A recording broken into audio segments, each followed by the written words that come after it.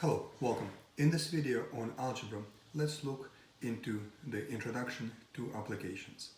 Applications often come in the form of word problems, and there are three steps to dealing with the word problem. The first step is setup. The setup involves translation. This is where we look for the keywords in our question that will help us identify the relevant topics from math. The relevant topics may come from different classes, such as algebra, trigonometry, calculus, statistics, and others. Once we identify the topics that we need, we label our unknown as X or some other letter that makes more sense in a given content. For example, if we deal with length and width, perhaps L and W will be a better choice of unknowns than X and Y.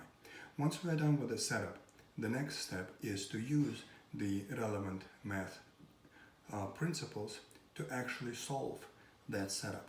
So the principles may be elimination, factoring, order of operations, sketching the picture to look for the intersect or for some other reason. So these are all methods that allow us to uncover the unknown. Once we uncover the unknown, the last step is to check. Because even if we have done everything correctly, there are some procedures in mathematics that result in extra solutions that do not actually work. Those extra solutions that don't work are called extraneous solutions, and we must be watchful for them, and we must be able to eliminate them from the final list of solutions. For example, when we square both sides of an equation, we sometimes end up with extra solutions. When we deal with equations that have logarithms, we sometimes end up with extraneous solutions. There are other situations where this may happen as well. So trust and verify is a good model for solving algebra questions. On the next page, let's look at some key terms that we often run into. So the setup involves being able to create a setup from words means that we have to have a good reference sheet for all the key ideas and the key words and the key topics and principles that we are studying. For each test and for the final, there will be a list of key words and key topics that everybody must be familiar with in order to successfully complete the course. These topics and formulas and words are could be put into a reference sheet for study. So here is the beginning of this reference sheet, and we begin with just basic math operations. There are 4 operations, and we must know how they are called. This symbol goes by different names. For example, it can be called plus, sum, add, more, increase by. For example, if somebody increases my pay by $2 an hour, that means plus 2. This symbol means minus, less, subtract, difference, decrease by.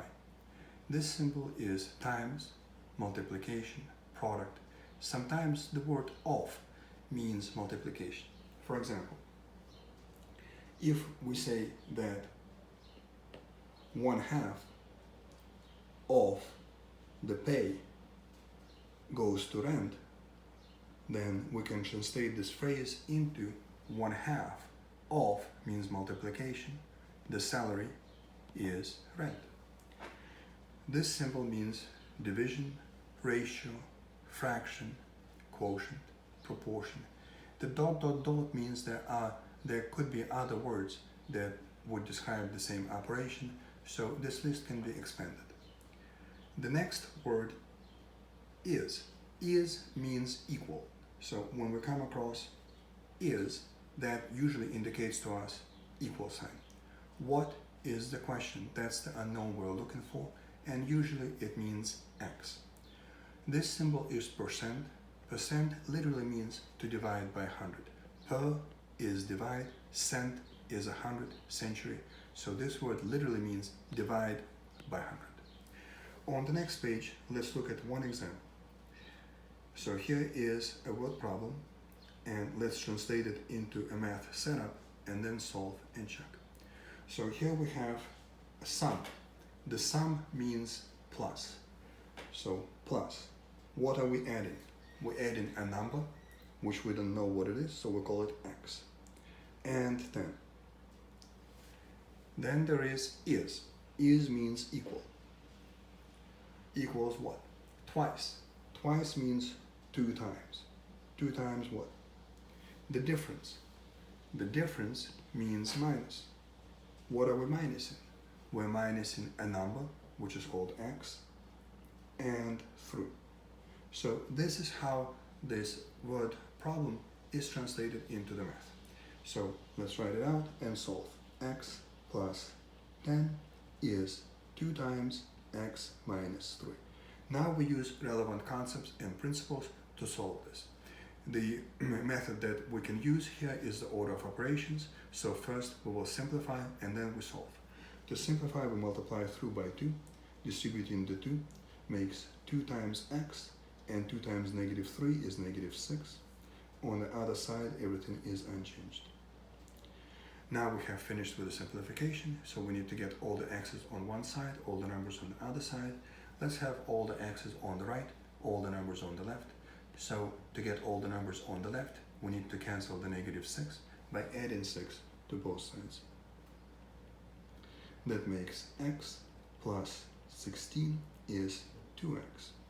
To cancel positive x, we minus it from both sides, and we get our final answer, which is 16 equals x. This is our final result. Now let's check it. To check, we go back to our original setup and we try plugging in 16 to see if it actually works. So the last step is check,